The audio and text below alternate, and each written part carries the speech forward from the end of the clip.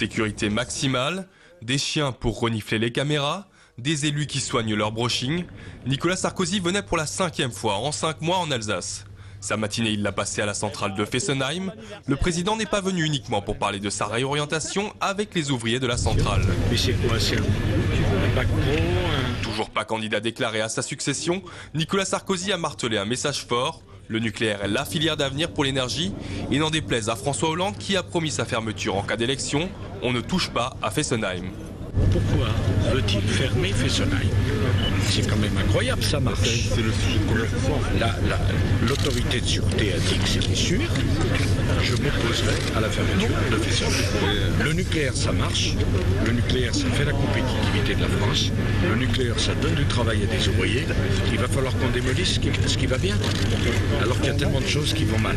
C'est clair, on ne ferme pas Fessenheim. Discuté, rassuré, l'opération séduction semble plutôt réussie. La centrale compte environ 900 salariés et tous craignent après ces élections une fermeture inéluctable voulue par le PS.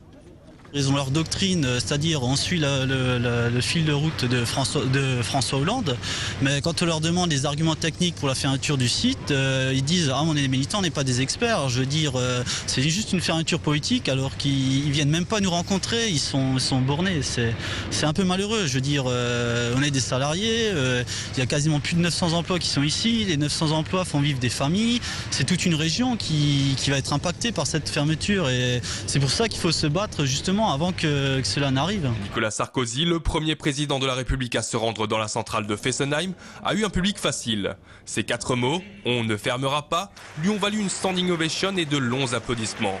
Mais à l'extérieur de la centrale, c'est une toute autre histoire. Pas de visite présidentielle sans comité d'accueil. Celui-ci était réuni à Eiteren, à moins de 5 minutes de la centrale.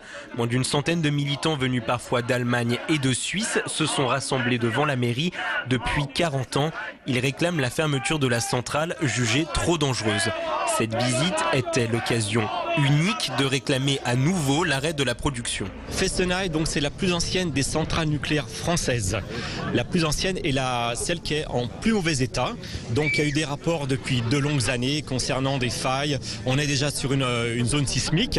Il y a un désintérêt et une négligence au niveau déjà de l'entretien de la centrale. Pas d'incident majeur avec les forces de l'ordre, même si certains ont eu un peu de mal à rejoindre le mouvement. Je me suis fait bloquer par un véhicule SCRS. Ce qu'on me reproche, c'est d'avoir 2 autocollants sur le coffre de la voiture. Les autocollants classiques, nucléaire non merci et halte à l'énergie nucléaire. C'est hallucinant. Manifestement, l'État français, sur cette question-là, vit en pleine parano. En tout cas, en termes de liberté de circuler des personnes, je trouve ça profondément choquant. Les associations anti-nucléaires avaient réclamé une entrevue avec le président de la République. Il n'a pas donné suite, mais a envoyé son conseiller au développement durable. Le débat aurait vite tourné au dialogue de sourds. Le discours habituel, que le gouvernement était bien conscient de nos revendications, de l'impact de Fukushima sur les consciences des citoyens, etc. Il était très à l'écoute, il répondait à nos questions de façon concrète, mais oui, en quelque sorte, un dialogue de sourds, parce qu'on n'a rien eu. Voilà, on n'a rien obtenu, de toute façon. Fessenheim, Fukushima, même combat pour ces écologistes. Un rassemblement de soutien aux victimes de la catastrophe japonaise se tiendra samedi 11 février à Colmar.